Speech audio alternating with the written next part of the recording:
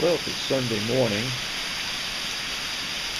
it's just started to rain here.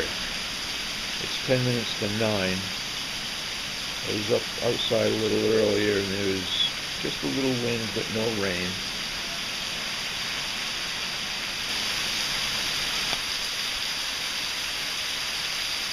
I believe the prediction for the weather right now is the next hour or so will be the heaviest rain.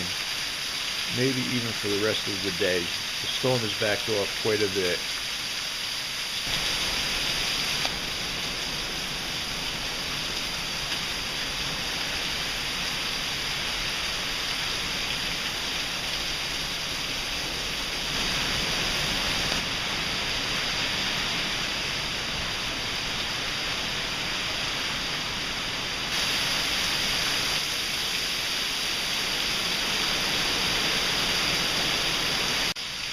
Seems to me we missed the bullet on this storm, and I'm glad because it was a real big storm.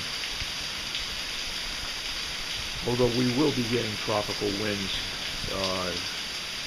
for the balance of the day. I don't think it's going to be anything like what we feared in the past 3 days.